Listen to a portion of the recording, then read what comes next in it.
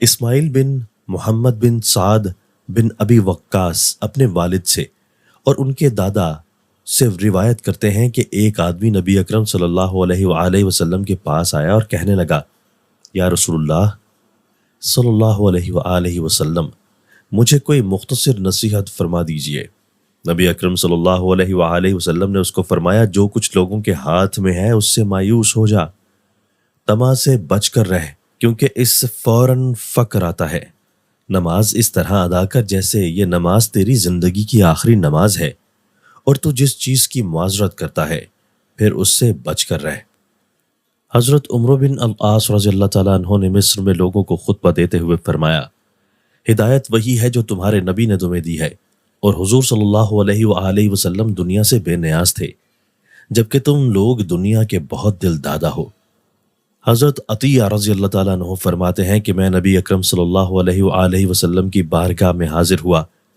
اس وقت حضور صلی اللہ علیہ وآلہ وسلم بنی سعد بن بکر میں تھے۔ میں لوگوں میں سب سے چھوٹا تھا، اس لیے انہوں نے اپنے قجاوے میں مجھے سب سے پیچھے بٹھایا۔ جب یہ قافلہ رسول اللہ صلی اللہ علیہ وآلہ وسلم کی بارگاہ میں پہنچا، سب لوگ طبعی ضروریات سے فارغ ہو گئے۔ رسول اللہ صلی اللہ علیہ وآلہ وسلم نے پوچھا، تم میں سے کوئی شخص پیچھے تو نہیں رہا؟ لوگوں نے بتایا کہ جی ہاں، ہمارے ساتھ ایک بچہ بھی ہے، وہ ہمارے کجاوے میں موجود ہے۔ رسول اللہ صلی اللہ علیہ وآلہ وسلم نے ان کو حکم دیا کہ اس بچے کو میرے پاس لاؤ۔ یہ لوگ میرے پاس آئے اور بتایا کہ مجھے رسول اللہ صلی اللہ علیہ وآلہ وسلم بلا رہے ہیں۔ میں حضور صلی اللہ علیہ وآلہ وسلم کی بارگاہ میں حاضر ہو گیا۔ جب آپ صلی اللہ علیہ وآلہ وسلم نے مجھے دیکھا تو فرمایا، اللہ تعالیٰ نے تجھے خوب غنی کر دیا ہے، تو لوگوں سے کبھی کچھ نہ مانگنا، کیونکہ اوپر والا ہاتھ دینے والا اور نیچے والا ہاتھ لینے والا ہوتا ہے، اور اللہ تعالیٰ کے مال کا سوال بھی کیا جاتا ہے اور وہ عطا بھی ہوتا ہے۔ آپ فرماتے ہیں، رسول اللہ صلی اللہ علیہ وآلہ وسلم نے میرے ساتھ ہماری زبان میں بات کی۔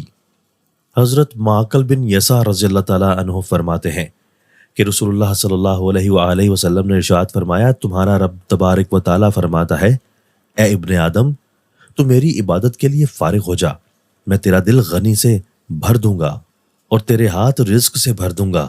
اے ابن آدم، تو مجھ سے دور نہ رہے، ورنہ میں تیرا دل فقر سے بھر دوں گا اور تیرے ہاتھ مصروفیت سے بھر دوں گا۔ حضرت ابو ہریرہ رضی اللہ تعالیٰ عنہ فرماتے ہیں کہ رسول اللہ صلی اللہ علیہ وآلہ وسلم نے ارشاد فرمایا، لذتوں کو روکنے والی چیز موت کو کثرت سے یاد کیا کرو۔